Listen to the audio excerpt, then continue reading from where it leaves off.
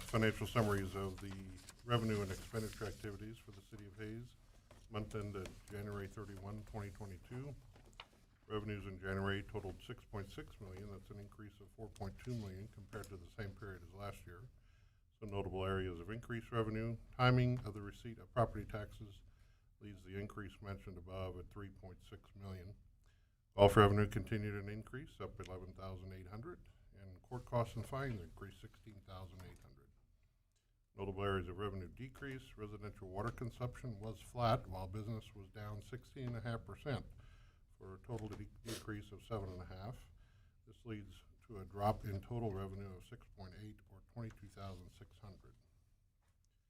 Expenditures in January totaled $4.5 million. That's an increase of $2.7 million as compared to 21. Notable areas of increased expenditures: the bulk of the increase cited above was in capital projects in the amount of $2,533,000. That's the payment to KDOT for the upcoming South Vine. Notable areas of decreased expenditure: repairs to buildings and structures for airport fell $11,000. Sales tax collections were at $734,500. That's another really nice increase of $96,000, or 15%.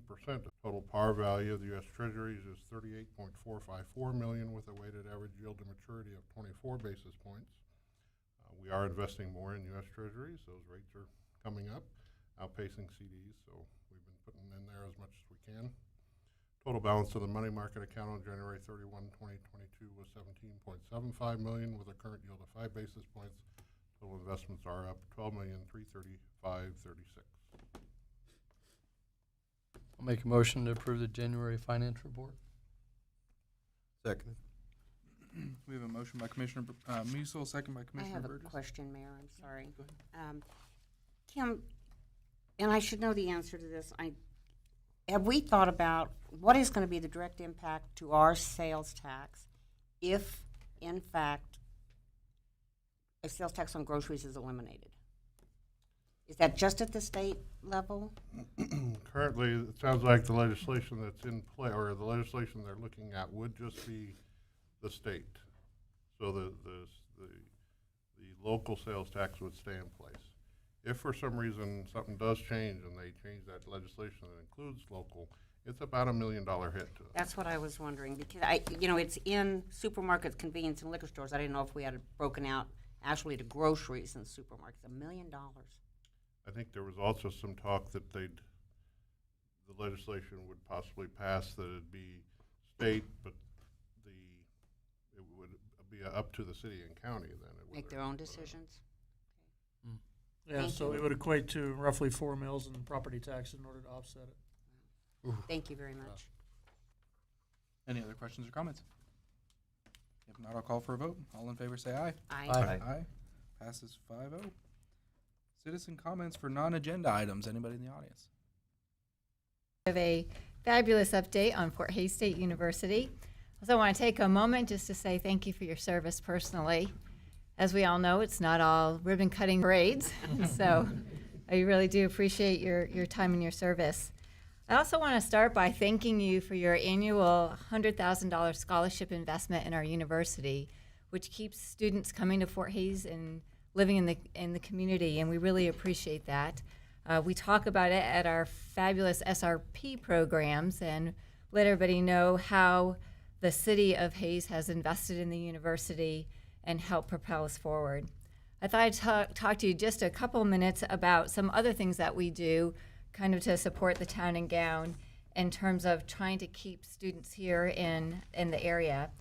You may be aware that for any student that is a resident of Ellis County, if they will live in the residence hall, they'll get a $2,000 discount, $1,000 each semester. And new this next year, we are going to offer all of our students, and in Ellis County it'll be stacked. If they come back a second year, a $500 scholarship for housing, a third year, $1,000, and a fourth year, $2,000. So really trying to keep them on campus and interacting in the community. You may also be familiar with our very long-standing Gateway program with North Central Technical College here, in which the students, instead of duplicating services in Hays, they pay a student service fee to Fort Hays State University. and they use all of our student services instead. So they can live in our residence hall if they choose to. They can attend all our activities. They can be part of our clubs. They use tutoring. They use student health. They have all of these services, and we continue to work to be in partnership with those students to help them be accepted on our campus. For some of them, they will still complete their tech degree, and for some of them, they may even go on to a bachelor's degree. Well, we were really thrilled a couple months ago to announce that we're mirroring this program now with the Hayes Academy of Hair and Design. Those students are also paying a fee. They have the opportunity to live on campus, and they may opt into a business certificate to take 4 business courses to help them as an independent business owner. So we're very excited about that as well. Dr. Mason, are they starting to take advantage of that?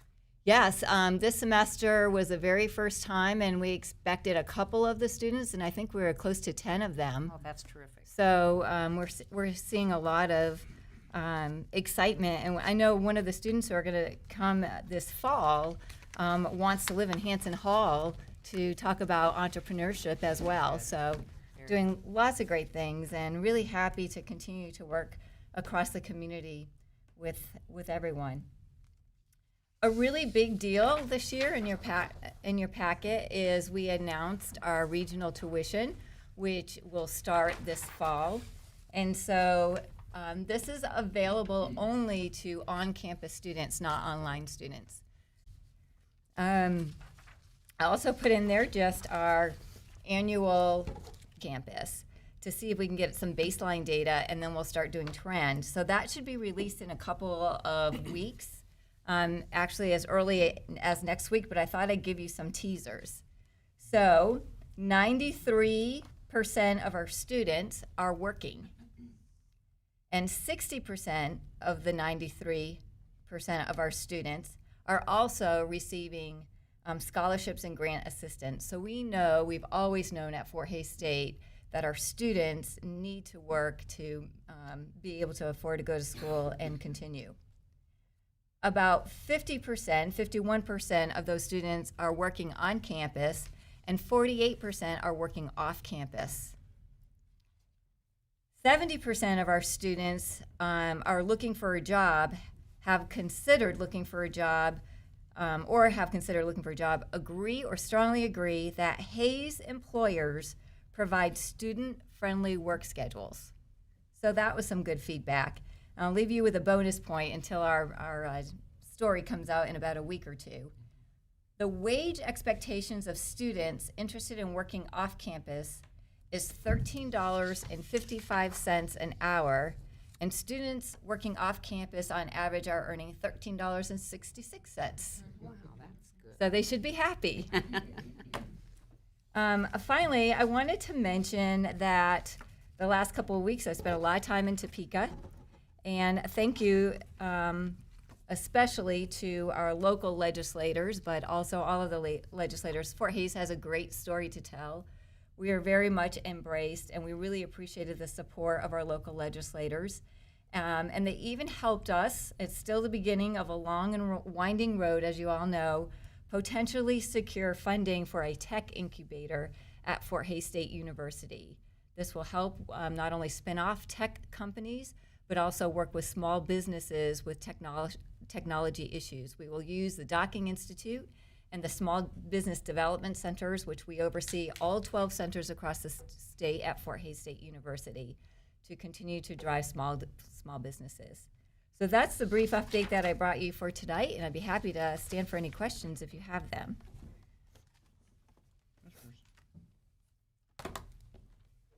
It's exciting about the Tech Institute. I just made a note here to what is going to be the cost, something like that? Have you looked at that? So yes, so we asked for $500,000, $500,000 annually.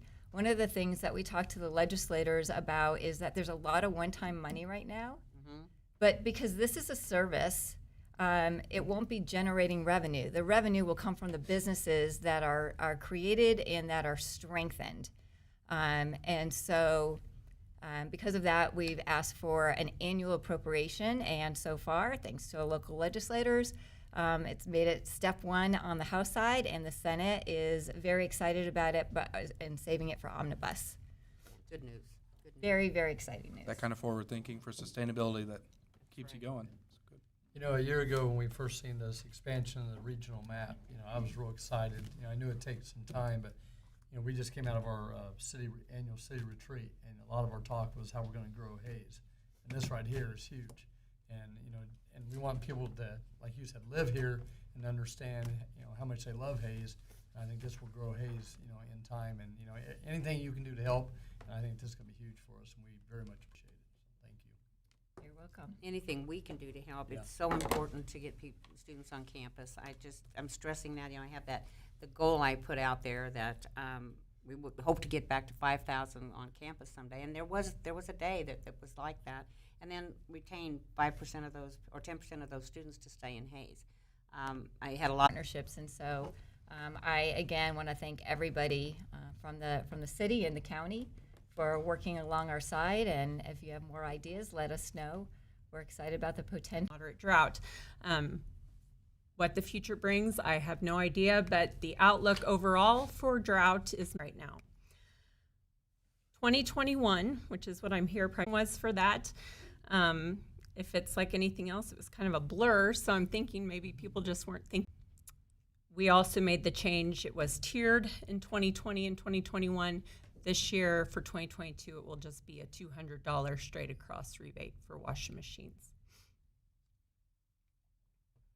Turf conversions, again, not the greatest year for turf conversions, but we did have 7, and the square footage was almost double what we had in the year prior, so I think that's great. Turf conversions are getting tough, I think. A drought year will make a difference with that. We will see if it continues, but we are still promoting the program.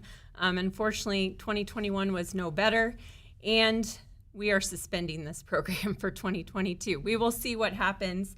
Unfortunately, the interest was not there, and I think part of it too is that buffalo grass seed itself is fairly hard to come by right now, and it's very expensive. So we may come back to this in the future, but for now we're suspending this program. We will not have this in 2022. Shower heads, way down, and I'm not sure why this is either. I was a little surprised when I took inventory and saw that that was only the amount. I will say we did not have the events where we gave out shower heads in 2021, so that could be part of it. But trying to do a little more promotion of that, and I'll be evaluating that a little bit more as we move forward.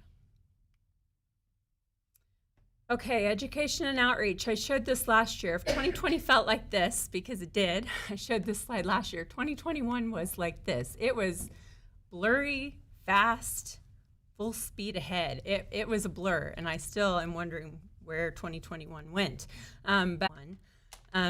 For traditional media, ads, those types of things, of course, we had lots of those going on in 2021, as we have in the past. As you can see, the numbers there have gotten away over the top streaming ads with some of the companies. And I will mention that 98.34% completion rate. That's great for our area. That is tied into the 67601 area code only. So I've been told by our sales rep that those are crazy numbers, he says, for us. So, you know, that's great. We do have some ads on KWCH as well. These are just some of the examples of some of the digital ads that we have done. The one that I do with Nex-Tech or Prime Media are these banner ads that run at the bottom of the screens on your smartphones or on a website, and those are the ones that are just for this area code, and they get a lot of traction, a lot of clicks to the website. Social media continues to grow. Love it or hate it, it still is growing, so that's good. I'm going to continue to use it. Facebook, Twitter, and Instagram all increased in followers this year. Some utilities are going to TikTok. I have not done that yet. I am not brave enough to do that yet, but there are a lot of utilities going to TikTok. Good opportunity for Jeff to dance. Yeah. You'd be great at that. We'll have to think about that. So, These are just some of the examples of some of the social media things that were put out in 2020. Learn some activities and then go out and teach others. Tonight, Grace Schmeidler, so she's going through the training right now, and I just wanted to point her out. So she is one of the new ambassadors helping with water education. And so last year, first year, kind of a pilot year, we didn't know what would happen, but it was already working. We had Marissa Optimist Club and talk about water quality. And we had Jonas, who's the Barton County ambassador, and he gave a talk on Facebook Live about some of those things as well, the water cycle. So that's the whole goal, is to get the kids to learn things and then go out and teach others. And let's face it, sometimes kids listen to kids better than they listen to adults. That is absolutely So terrific. COVID, so some were via Zoom, but we're talking churches, hotels, restaurants. Everybody in Hayes should have received one. Last year, museum lobby. It was a blur, like I mentioned, 2021. Moving forward, try to keep doing what we're doing. I'm sure 2022, depending on the weather, drought may dictate some of the events and some of the messaging that happens. Hopefully I'm wrong, and if I keep talking about it, it will start raining. But trying to keep those partnerships going, create new enhanced programs with the water ambassadors, keep promoting that and trying to recruit new people to that, keep spreading the message. Trying to evaluate some of those programs. Outdoor water use is still one of the biggest areas probably that we can save some water in, so I'd like to look more into some of those types of things. But other than that, we will see what 2022 brings. So with that, if you have any questions. Commissioners, any questions or comments? Great job. It's always a wonderful job with education. I love that program you're doing with kids. Thank That's you. super. I think it's really important because, unfortunately, I think, as you know, the wet-dry cycles go in about 7 to 9 year stints, and last year would have been the end of the wet season. I know, it's been 10 so- years since that dreaded 2012. So it's going to be, probably another 7 years. So I think you'll have no problem starting to get rid of or distribute the shower heads and Yeah. all the leak stuff, which is a good thing for probably a dry time ahead. Right. Keep spreading that word. It's extremely important. I know Yes. we're a leader in it, and it's because of programs like you guys have, so I appreciate it. Well, and I appreciate all the support. So thank you very much. Thank you. Holly. All right, next up, the annexation of property located on East 9th Street for the Heart of America edition. Mr. Jesse. Good evening, Jesse Rohr, Director of Public Works, and my item probably isn't as fun and flashy as the last two you heard just now, so but probably still better than the financial report, though. Oh, that's pretty good. Can't do anything without money. Jeff made me say. So my item tonight, I want to talk about an annexation request we have received. The general location is along just east of Commerce Parkway on East 9th Street. The nearest properties that you're probably familiar with would be Glassman Corporation and the Army Reserve Center.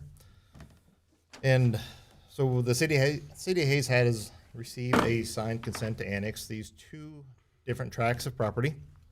Approval of the annexations will allow the property owners to receive full benefits of the city services, including utilities, fire, police protection, among others.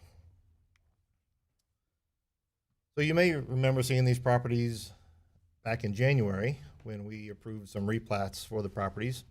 There's two tracts in question. The one to the north on top of the screen here was an additional tract added to a large tract there on the north side of 9th, and then we had in the middle of the screen, the red box there, an area added to that lot to be added to the lot for development of that particular property. Here again is the annexation exhibit showing the two tracts. And that north one is just about 1/3 of an acre or so. And the larger tract there that we're considering for annexation is about 1¼ acres. These will be your options to consider. I do want to mention that these are consensual annexations, so as I mentioned, we did receive consents from the property owners to consider the annexation of the properties. And this will be the action requested. So, any questions on either of those properties? I move approval of ordinance number 4008, annexing the property on East 9th Street as legally described within the adopting ordinance. Second. We have a motion by Commissioner Jacobs, second by Commissioner Barrick. Any additional comments or questions? Okay. All in favor, say aye. Aye. Passes 5-0. Thank you, Jesse. Thank you, Jesse. All right. Pickle Schmidt Sports Complex sponsorship. Jeff Boyle. Good evening, Commissioners. Jeff Boyle, Director of Parks. So several months ago, we talked about sponsorship opportunities at the sports complex.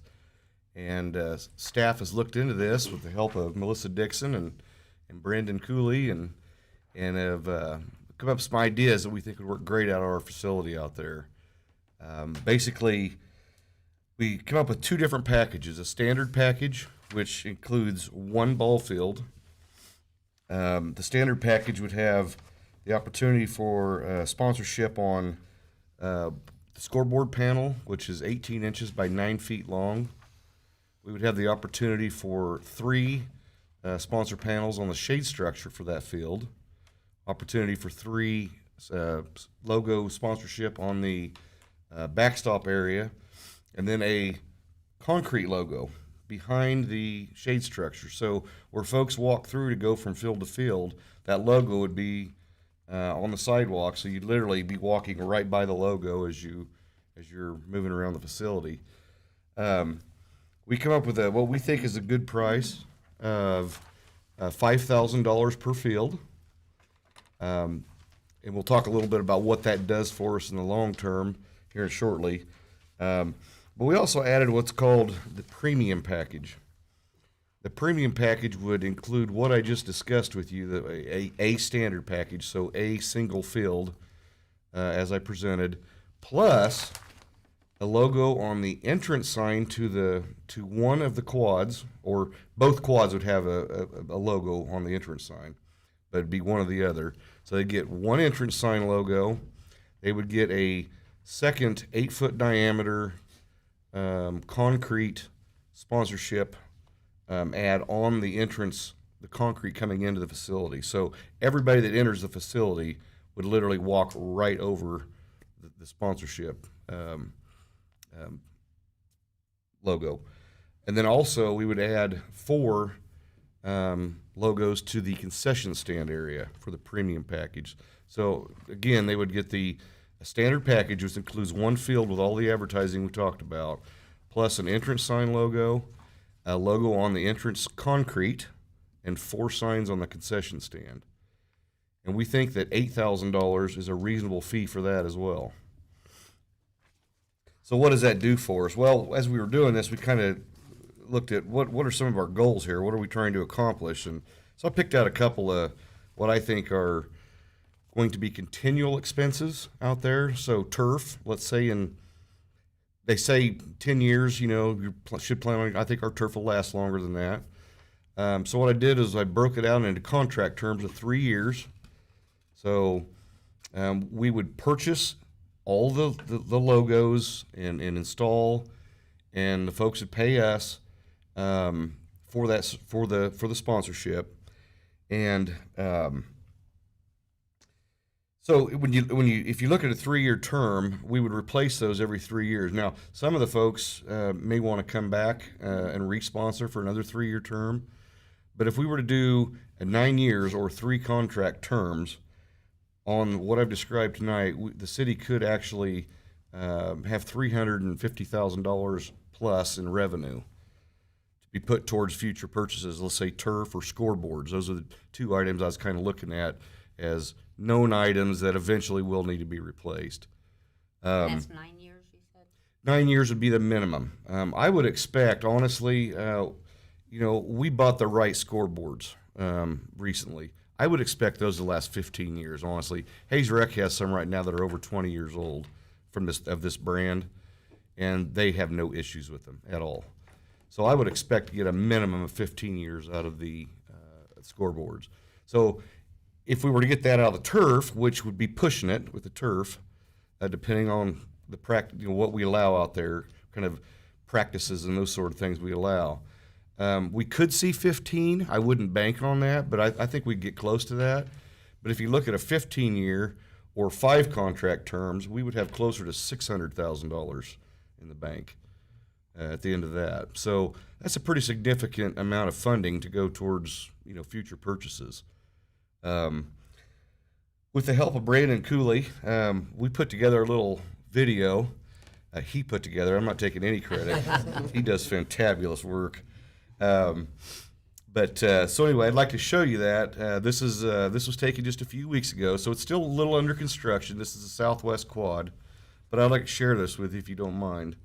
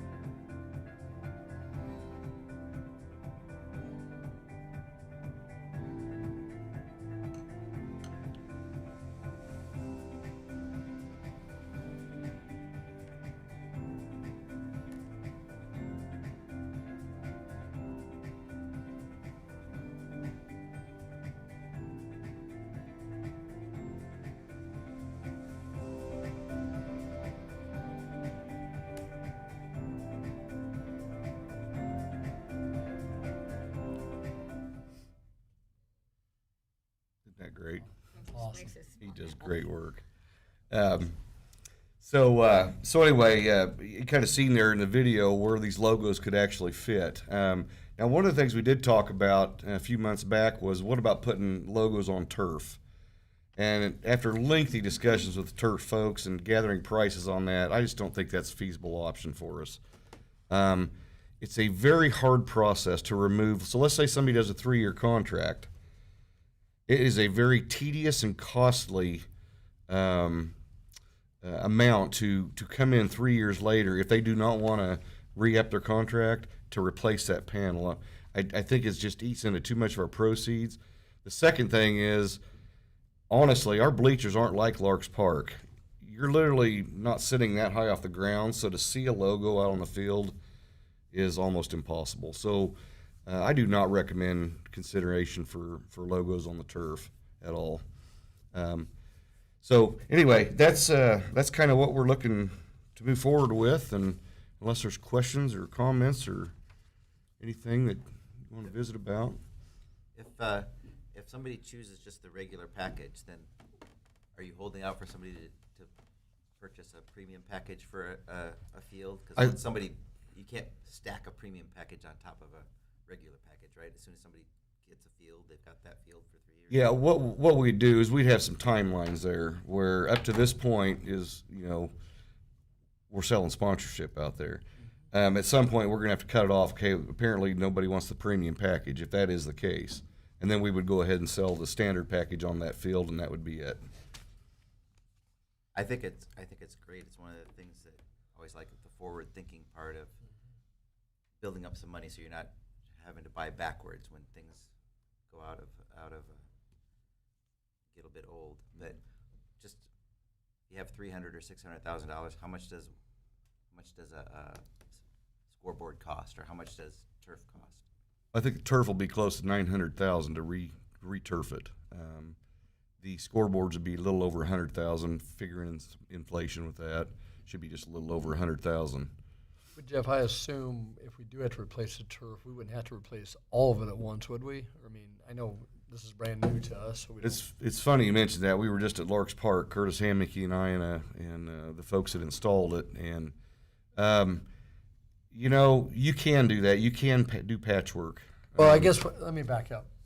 I mean, like every field. We wouldn't necessarily have to do every field. I'm not saying do part of one field. But would we have to do all 8 fields again at the same time? It's going to be dependent on the condition and the play. You know, I think there's going to be some fields like 7 and 8. Sure. Those will definitely be focused. All the baseball will be focused on those 2 fields. Yep. And if we have enough teams, okay, yeah, now play on 5 and 6 as well. But fields 7 and 8 are going to be very popular for all baseball, I think. And so I don't know that I can answer that right now today. I don't. I think we would have the opportunity to do some fields and put the other set off for a year or 2, but I just don't know what that's going to look like yet. I guess it's going to depend on how it's scheduled. For one thing, if we allow practices out there, I mean the years of the turf's going to hold its own are going to be lessened. Well, I personally hope we do because, you know, we put a lot of work into this. I hope we give the teams a chance to practice out there, but it's my opinion. Quick question on the logos on the cement with, you know, the players wearing cleats. How durable is that going to be? Because I could just see kids, you know, kicking at it while they're, there's a lot of kids that walk through there. Right. Well, we're only allowing rubber cleats out there, so there's no metal Okay. cleats allowed at the complex. Okay. So the rubber cleats will not be near as, will not wear it down near as bad as a metal cleat would. Okay. Is this a painted on logo or is Yeah. it a sticker? It is. Painted. Yes. Okay.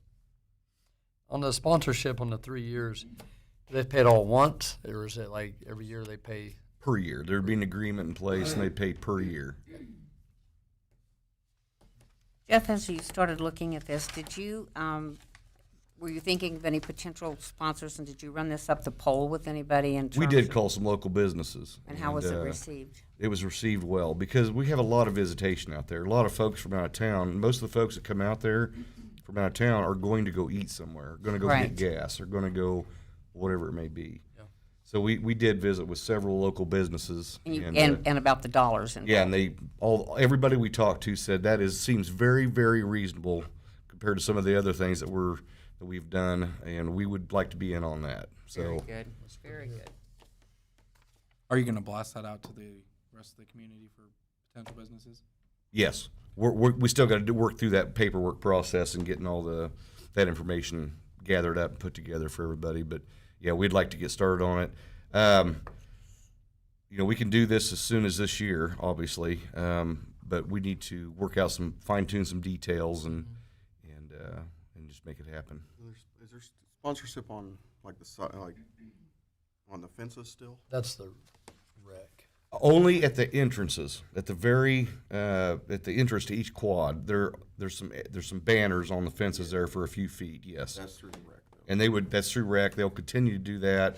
But I have visited with Roger about the fact that we can't be putting banners. If we do this, we cannot be putting banners on the fields and those sort of things. We have to keep it right at the entrance for those folks. So Nex-Tech, because Nex-Tech's in here, but they provide free Wi-Fi, so are they still, because like on the concession stands, there's a big Nex-Tech.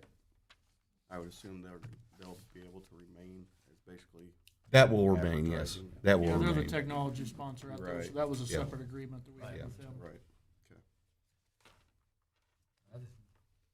So, yeah, the first step is just, we don't need action, just it was your idea, and we think it's a good idea, so, and Melissa and Jeff ran with it, did a good job, so just want to make sure you're comfortable before they start blasting it to businesses and Awesome, people signed up. I think it's great. awesome, go for it. I would love to, I guess Melissa or Toby, Brandon, once this gets going and the grass is green out there, to see a video like that, that would be awesome. That was Colin awesome. and I just talked about that a couple hours ago. That would be my goal, is to try and do this again. The grass is grown in and green, and we're in good shape out there. Have that video ran again, and maybe even show that as an opportunity for the sponsorships. You know, show it to the folks.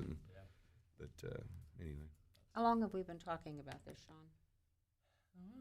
About 5 years? Yeah, well, From the whole thing, beginning? yeah, about And 5 that it's years. really done. That's really going to be making a huge difference now. I'm excited for it. That's fantastic. I think the economic development piece of that is just going to pay out big time. And you know, the people from Colorado that came that loved our field before, can you imagine now? yeah, wait till they see it now. I agree, and they'll have some shade. Great job, everybody. Thank you, out there. Jeff. Yeah, great job, everybody. Jeff, are we on pace to have it all done before the first tournament? Yes. All the fields? Yep. providing a disaster of some Well, sort. yeah. Don't say disaster. This is all positive, Jeff. Yes, absolutely. I love it. Thank you, Jeff. You bet. Thank You Can't wait bet. to see green grass out there too. I'm Yeah. tired Yeah, of winter. I agree. Totally agree. All right. So next up then, Right there. the Hayes Aquatic Park diving boards and Make him stands go award sit down bid. and come back up. Yep, you gotta sit down and come back up. Go ahead and applause. Each time. Last week we talked about, excuse me, the 1 meter stands and boards down at the Hayes Aquatic Park. Again, I showed you this picture. This is what they look like. They're 20 years old or close to it, and they are in need of replacement. Literally, the framework is wore out, handrails are wore out, and the boards are on there. When we purchased the boards, every 5 years you have to have them resurfaced. We've already done our 5-year resurfacing, and now it's the second 5 years is hit. Manufacturer will not resurface these boards again. They're only allowed to be resurfaced one time. So this is a picture of the current stands that are down there. The boards are taken off, stored inside for the winter so they don't further deteriorate. But anyway, so from a distance they don't look bad at all. But when you get up close to them, we have some major wallering out going on. They're no longer the handrails rattle and bang and they fall apart. One of the questions last week or comments last week that I made was, I can't believe they don't have washers on this. And I did get a hold of the manufacturer, and quote, they said, handrails have a gasket material at the fulcrum box. Adding a washer negates the gasket and gives a worse fit. So that's on the bottom, the base part. These are actually the handrail parts. I did ask about the handrail, and they said adding a washer to these locations does not allow the handrail to tighten enough. It will cause a gap issue and will cause the handrails to rattle. So this is directly from the engineers at Duraflex. So they are sending me. Planned obsolescence. I've asked for, and they are sending me all the tech specs on it as far as the torque specs on the bolt heads to make sure that those are absolutely correct, 100% correct. And then they've gave me a link to some videos on what is required or what you should do to maintain diving boards. So I'm going to read that or watch those and see if there's anything that we need to take make extra effort on and keep them up. But so anyway, these are going to be added also. We decided to add these to our monthly playground inspection. So hopefully that if there is anything that becomes loose or goes wrong, we'll catch it right away. So that is the intent. We did go out for bids on these, and they're not cheap, but they're very popular. These are the bids that came in. Commercial Aquatic Services was low bid at $31,321.46. From a funding source standpoint, when we did the budget, these type of items are typically paid out of the pool sales tax reserve.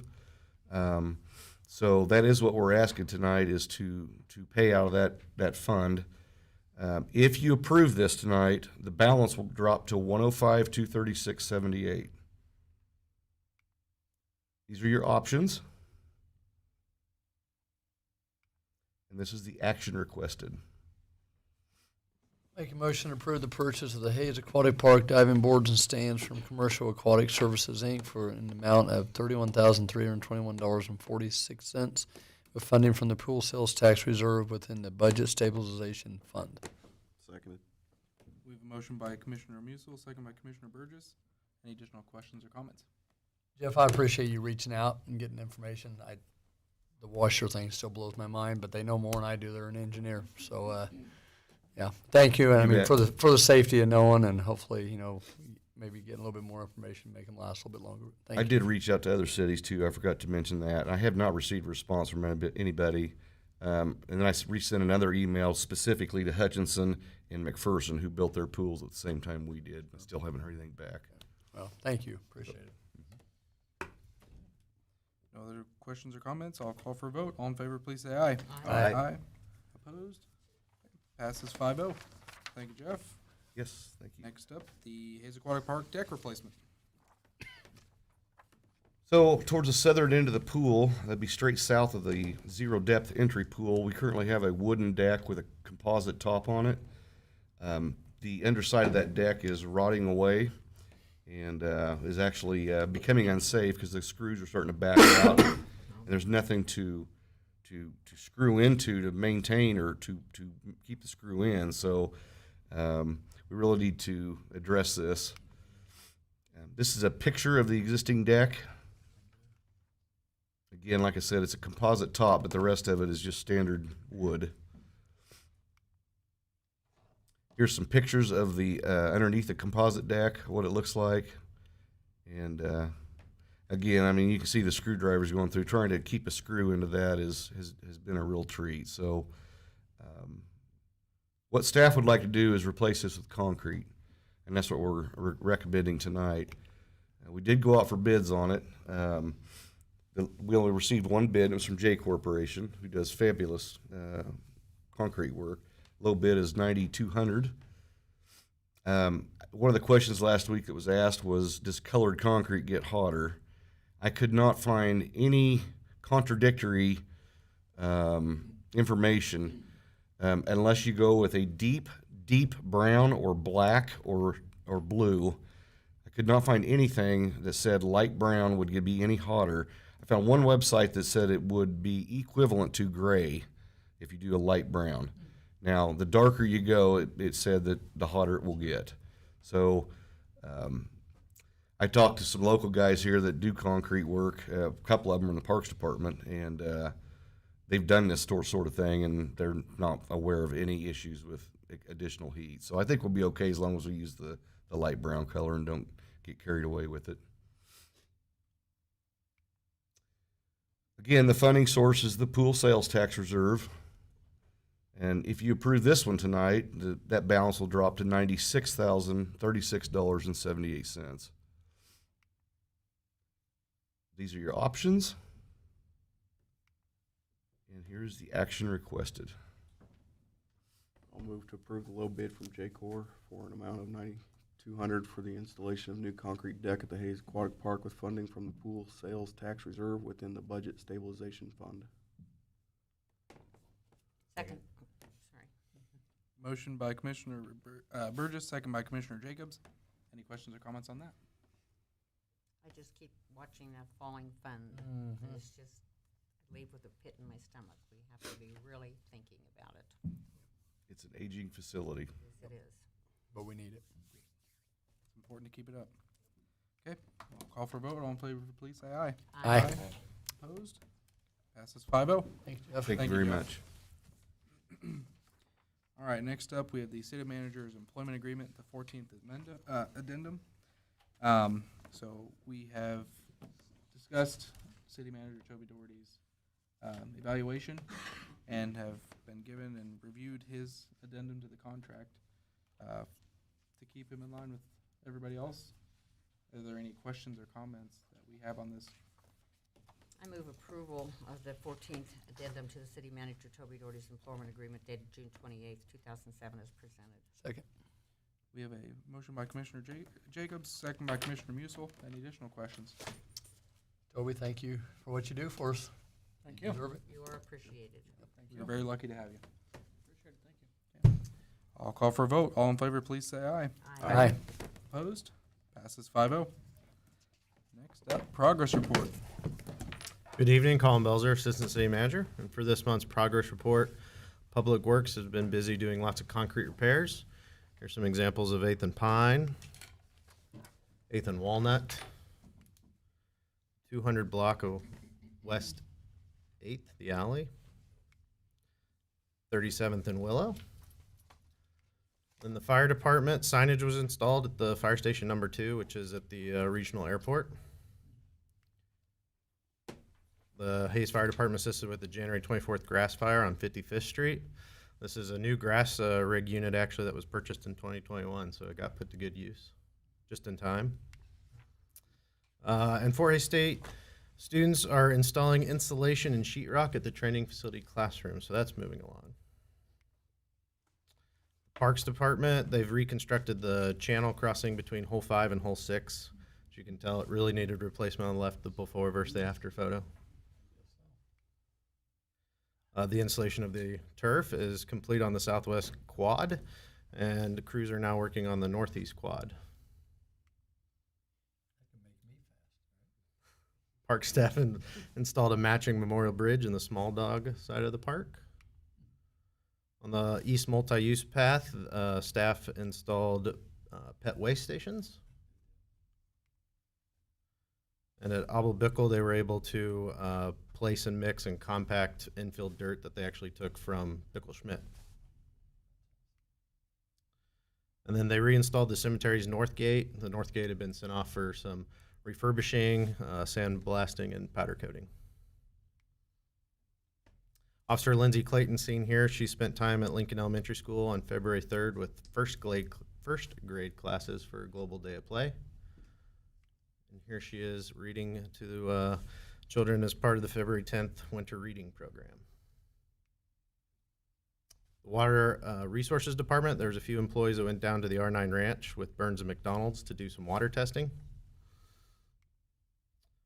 They also had to fix a transmission line from the Smoky Hill well fields. It's a 16-inch transmission line. And then there's Holly Dickman giving water conservation education from second graders to Fort Hays State University students. The CVB participated in the Pack Your Bags promotion with the Hays Regional Airport. It's a game, I guess you could call it, or an event where participants attempt to pack a suitcase without going over 35 pounds. And the winner was Kim Dawson. She received 2 round-trip tickets to Denver, and that's Kim on the right. Also, tourism professionals meet at the Capitol each year for Destination State House to promote tourism and economic development. And there's Janet Kuhn with Representative Wassinger. And then on the right, they met Governor Kelly and Lieutenant Governor Toland, as Department of Tourism is now in the Kansas Department of Commerce. In project management, Hess Services is a subcontract for Morgan Brothers, and they are working on the Kingsgate addition that will bring 22 more residential lots to the city. And they're installing sewer there, and right now that's been complete, and now they're working on water lines. And then J-Corps is making improvements to the water system along Walnut south of 27th Street. This is part of the 27th Street project. And they're actually taking connections to, they're abandoning a 4-inch line and connecting it to a new 8-inch line for the water. And that is it. Any questions? Like to see progress. I just want to know is when they're doing all the water sewer lines digging, they find any fossils in there? I know Boyle's found stuff before. You can tell. I mean, we got a great sloth skull when they were doing out towards Tallgrass. Really? Found some really Cool. first one we've ever had. That's cool. Thank you, Colin. Thank you, Colin. All right, next up, Hays happenings and upcoming events. Good evening, Mayor and Commissioners. Melissa Dixon from the Convention and Visitors Bureau with a list of things I want to be sure you're aware of happening in March. Out at the Sternberg Museum, if you haven't been out there lately, there's so many exhibits that they're overflowing into the main lobby, which I don't know how that is for admission because you can just peek in the door and free show. This one I want you to see, Art and the Animal, Art That Matters to the Planet, exhibit with work of over 60 different artists from all over the world. The mission is to educate and inspire visitors on things like climate change, illegal wildlife trail, pollution, habitat loss. Remember, Sternberg is on winter hours, so they're closed on Mondays right now. Only until spring break, so only for about 2 Perfect, weeks. because I have pulled the door a couple times. Another exciting exhibit is In Search of Earth's Secrets. And Commissioner Barrick, I may get your help pronouncing the name of this research ship. Joides Expedition. Joides Expedition. So it's doing core sample research, so the deepest parts of the ocean. It's part of the International Ocean Discovery Program, and it's funded by the National Science Foundation. So this one actually opens this weekend. Very excited about it. The Encore series never disappoints. Guess what? Roy Orbison and Buddy Holly will be here in the form of holograms, but everybody else will be live on stage. So they do have accompanying bands, so it is somewhat live, but the reviews are really great. So if you're a fan of these guys, I highly recommend this show coming out. Beach Schmidt Performing Arts Center, March the 2nd. Hayes Chamber will again have a legislative coffee this month at Hayes Public Library, March the 5th. Anybody in the audience know who's going to be there? Representative Wassinger, Rogers, and Senator Bellinger. Great, thanks. So bring your burning questions and get them answered in person and have coffee. Seroptimist International is back to doing their fantastic Dueling Pianos event. They bring the group Howling Wolf from Kansas City. This is their fundraiser, which goes toward scholarships for women in the community, and they're planning on selling 250 tickets. Department of Water Resources will have Fix a Leak Week, so be watching out for communication on that. And again, World Water Day Fun Fest out at Big Creek Crossing, March 17th. If you're familiar with Casa of the High Plains Valentine's Dinner, this replaces that. They wanted to delay it just a little bit, so this is going to be an online auction that runs through about the last half of March. And you can find links to this on the visithayes.com. Special Olympics Kansas is coming back to Gross Memorial Coliseum. And if we remember, this event split into two, one in Topeka, one in Hayes, in the hopes that more people would be able to travel less and participate more. But I have heard rumors that they hope to build it up back to 2 days in each location. So we'll be excited for that. If you'd like to volunteer, give me a call. We are hooking up local businesses with teams so they can sponsor them and see them and go cheer for them. Kansas Mission of Mercy feels like it's right around the corner. K-Mom Hayes, our representative from Topeka, is in town tonight at the Welcome Center meeting with Janet Kuhn. We did a walkthrough of Ellis County Fairgrounds tonight to see how it's all going to work. And again, this is free dental procedures, no questions asked. They're expected to serve 500 patients, and doors open at 5:30 a.m. each morning. There's a lot of moving parts, and it's been amazing to see how our community has come together. We've got 400 volunteers registered already, so pretty excited. That's awesome. And then RPM Speedway encourages everybody to defrost their car, get it out there, get it tuned up for their Test and Tune weekend, March 25th, 26th, out at RPM Speedway. Any questions for CVB? Bring my Camry out there. Probably. Probably not. A lot of good stuff happening. Oh my goodness, one more. So sorry. Last Encore series of the month, Cross That River by Alan Harris, about an escaped slave who makes his way to Texas and becomes a black cowboy, with all original songs. Beach Schmidt Performing Arts Center. Sorry. Okay. I'll go to the next slide to make sure I'm at the end. This is the finale. Thank you. Thank you, Melissa. Thank you, Melissa. A lot of good stuff happening. All right. Commission inquiries and comments. Commissioner Barrick. I just would like to say that I really appreciate a lot of the things that all the different city departments do, CVB, and really promoting all the things that go on in Hayes, so everybody knows that there's a lot going on in Hayes. The university, I think their forward thinking and innovation and is really going to help not only the university but Hayes itself continue to grow, and I think that's very important. And finally, I really appreciate the city's innovation and Holly and the water conservation that the city's undergone, because as we all know, we're going through cycles of more rain and cycles of drought, and water conservation is huge for us in western Kansas. Commissioner Jacobs. I just wanted to remind everybody again, as Melissa has, of the 321A wrestling tournament this weekend. It is, as now having grandsons that are wrestlers, I'll tell you, it's an amazing event. I've gone for years to watch other people, but it's the 321A. They start wrestling at 8:30 tomorrow morning, and on Saturday they start wrestling at 9, I think. Melissa and the CBB team are just rock stars. They do such a great job with getting everything out there. People really appreciate them. The other congratulations I wanted to give this week, and it really means a lot. It talks about the generosity of this community, and we talk about it a lot. But Heartland Community Foundation just finished their, what they call their Twice as Nice campaign.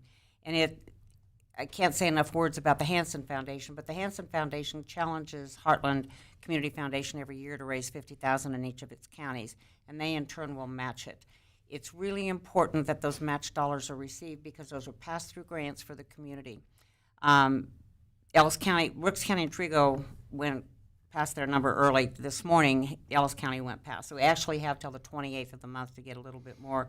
But I think the important thing and the statement I'd like to make about that is the last grant cycle, Heartland Community Foundation had a little over $53,000 to give in Ellis County, and the requests were over $200,000.